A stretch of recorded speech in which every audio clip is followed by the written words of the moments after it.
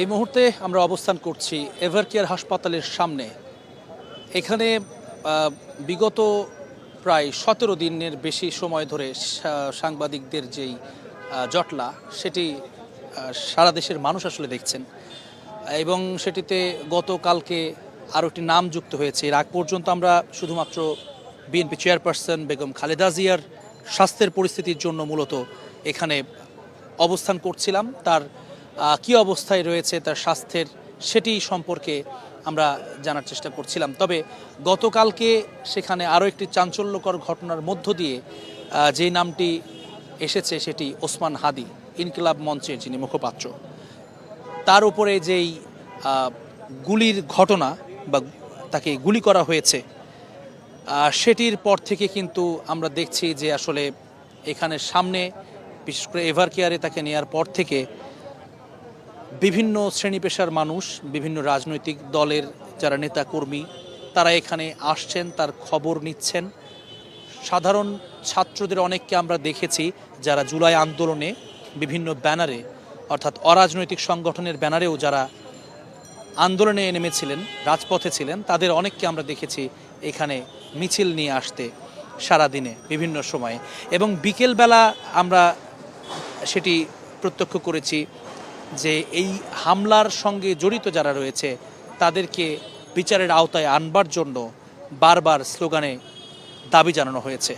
এবং আমরা যে কারণে এখানে অবস্থান করছি, ওসমান হাদির যে চিকিৎসা কার্যক্রম সেটি চলছে, এবং আজকে সবশেষ যেই তথ্যটি আমরা পেয়েছিলাম সেটিও বেশ খানিকটা পুরনো হয়েছে, অর্থাৎ প্রায় 6 ঘন্টার কাছাকাছি আগে সবশেষ আপডেটটি দেয়া হয়েছিল চিকিৎসকদের পক্ষ থেকে আনুষ্ঠানিকভাবে, যেখানে তার শারীরিক অবস্থার কথা বলা হয়েছে অত্যন্ত আশঙ্কাজনক।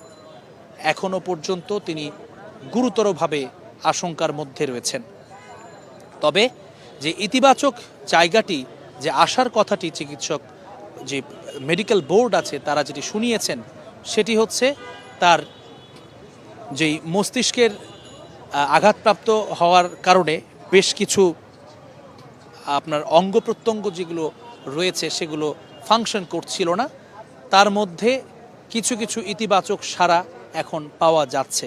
অর্থাৎ তার হৃৎপিণ্ড স্বাভাবিক হতে শুরু করেছে, তার যেই রক্ত জমাট বাঁধছিল সেই সমস্যাটি কাটিয়ে উঠেছে অনেকটাই তিনি, এবং তার যে কিডনি সেটিও কিন্তু সচল হচ্ছে ধীরে ধীরে।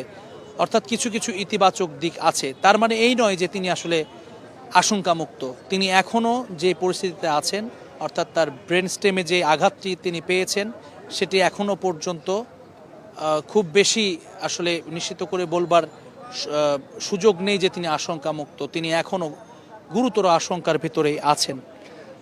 এবং যেটি চিকিৎসকরা যে বিবৃতিটি দিয়েছেন সেটির কথা যদি আরও একবার আপনাদেরকে জানিয়ে দেই, তাদের যে 13 সদস্যের যেই মেডিকেল বোর্ড ওসমান হাদির চিকিৎসা কার্যক্রম চালিয়েছেন, তারা বেশ কিছু অবজারভেশন বা সিদ্ধান্তগুলো দিয়েছেন।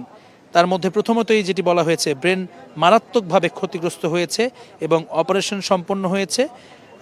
তার কনজারভেটিভভাবেই তাকে ম্যানেজ করতে হবে এবং ব্রেন প্রোটেকশন প্রোটোকল ফলো করে অন্যান্য সমস্ত সাপোর্ট সেটি তারা চালিয়ে যাচ্ছেন। যদি একটু স্টেবল হয় সেক্ষেত্রে ব্রেনের রিপিট সিটি স্ক্যান সেটি করানো যেতে পারে। অর্থাৎ আপনারা জানেন যে ব্রেনের যেই কার্যক্রম বা কোথাও ক্ষতিগ্রস্ত হয়েছে কিনা সেটি পরীক্ষা করবার জন্য যে সিটি স্ক্যানটি করা হয় সেটি করবার মতো অবস্থায় আসলে এই মুহূর্তে তিনি নেই।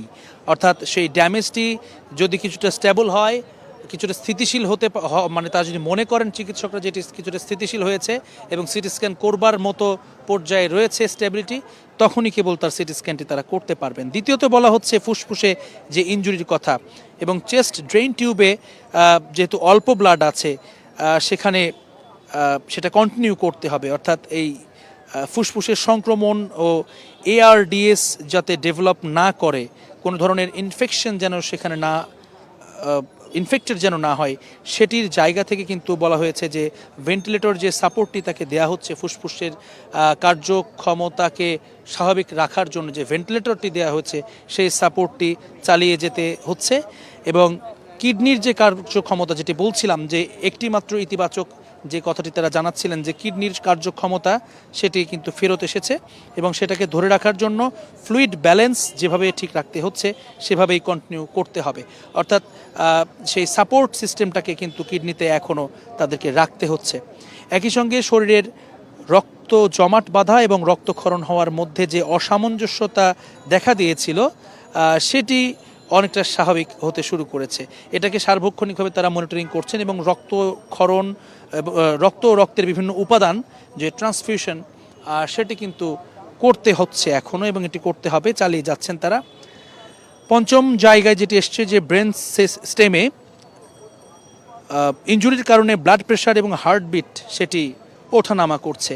অর্থাৎ আপনারা জানেন যে চিকিৎসক ছাড়াও যারা সাধারণ মানুষ তারা কিন্তু একটি বিষয়ে বা বিজ্ঞান যেটি বলে মানুষের মস্তিষ্ক কিন্তু সমস্ত কিছু নিয়ন্ত্রণ করে। অর্থাৎ আমাদের হার্ট যেভাবে আমাদের সারা শরীরে রক্তের সঞ্চালনটি করছে, আমাদের ফুসফুস যেভাবে অক্সিজেনটি পৌঁছে দিচ্ছে শরীরের প্রতিটি রক্তকণায় সেটি পৌঁছানোর দায়িত্ব হার্টের পাম্পিংয়ের মধ্য দিয়ে। এটি একটি সব কিছু মিলিয়ে কিন্তু একটি সিস্টেম, কিন্তু এই পুরো সিস্টেমের সিপিইউ আমরা যদি কম্পিউটারের সঙ্গে তুলনা করি তাহলে সিপিইউ সিস্টেমটা হচ্ছে আমাদের ব্রেন। সেই মস্তিষ্কের যেহেতু তার আঘাত, এই কারণে প্রত্যেকটি অঙ্গ প্রত্যঙ্গের সাথে যে স্নায়ুর যেই যোগাযোগ সেটি কিন্তু ব্যাহত হয়েছিল। তার মধ্যে কিছু কিছু জিনিস সেটি আস্তে আস্তে স্বাভাবিক হতে শুরু করছে, এটি কিন্তু তারা আজকের এই বিবৃতিতে জানিয়েছেন।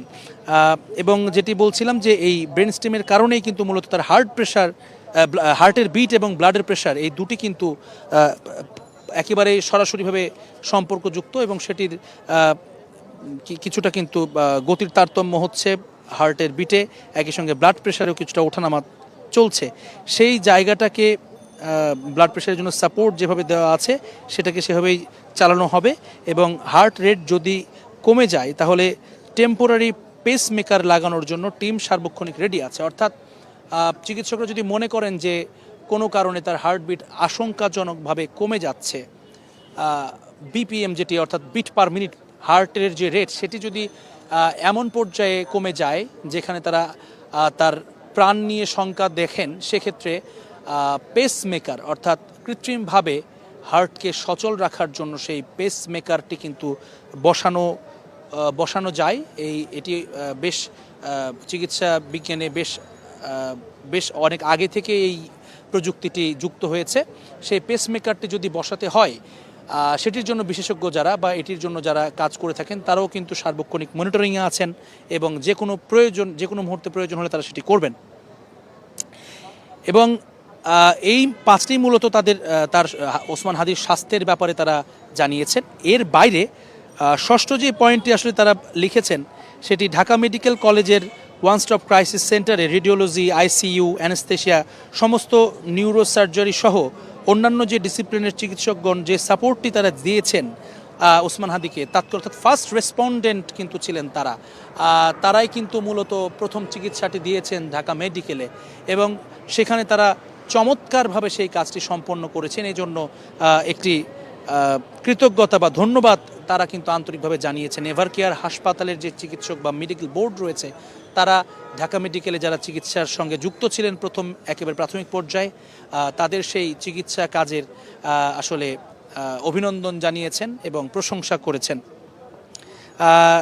এটি তার সপ্তম যে কথাটি বলা হয়েছে, বর্তমানে তার সার্বিক পরিস্থিতি অত্যন্ত আশঙ্কাজনক, যেটি প্রথমেই বলছিলাম যে কিছু ইতিবাচক দিক থাকলেও এমন অনেক কিছুই আছে বা এখনও যে সার্বিক পরিস্থিতি সেটিতে কিন্তু আশা দেখার মতো কোনো কিছুই নেই। অর্থাৎ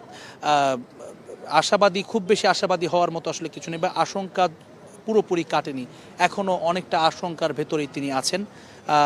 জীবন মৃত্যুর সন্ধিক্ষণে এখনও তিনি দাঁড়িয়ে আছেন। তবে যেই কথাগুলো তারা বলছেন যে তার কিডনির ফাংশনটি শুরু হওয়া কিংবা রক্ত জমাট বাঁধা এবং রক্তের তারল্যর যে ব্যালেন্সটি রয়েছে সেটি ধীরে ধীরে সক্রিয় হতে শুরু করেছে, সব কিছু মিলিয়ে কিছু কিছু ইতিবাচক জায়গা রয়েছে যেটি চিকিৎসকদেরকে কিছুটা আশাবাদী করছে নিঃসন্দেহে। সেই জায়গাটি কিন্তু তারা বলেছেন তারা এটিও জানিয়েছেন যে কোনোভাবেই যেন এই আশঙ্কার যে জায়গা সেটি কিন্তু কাটেনি, এটি তারা জানিয়েছেন।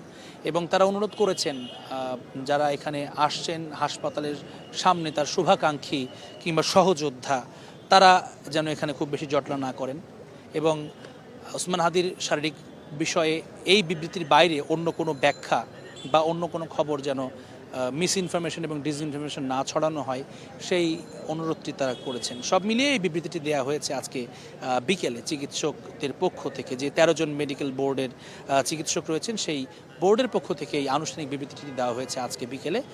এরপরে আসলে আমরা যেটি জেনেছি যে ওসমান হাদির অবস্থা সবশেষ, এটিই আসলে আনুষ্ঠানিক আমাদেরকে জানানো হয়েছে। এরপরে আর কোনো আপডেট এখনও পর্যন্ত জানা যায়নি, তবে যে কোনো মুহূর্তে সেই আপডেটটি জানতে পারলে স্টার নিউজের দর্শক যারা আমাদের সঙ্গে আছেন যুক্ত, তারা নিঃসন্দেহে আমাদের সাথে যুক্ত থাকবেন, আমাদের পেজে চোখ রাখবেন, কেননা সবশেষ আপডেটটি পাওয়া মাত্র আপনাদের কাছে আমরা পৌঁছে দেব, যেমনটি এই আপডেট সবার আগে আপনাদের কাছে আমরা পৌঁছিয়েছিলাম বিকেল নাগাদ। তো এই ছিল এখনও পর্যন্ত ওসমান হাদির চিকিৎসা এবং স্বাস্থ্যের সবশেষ খবর আমার কাছে। পরবর্তী খবরগুলো জানার জন্য চোখ রাখুন স্টার নিউজের পর।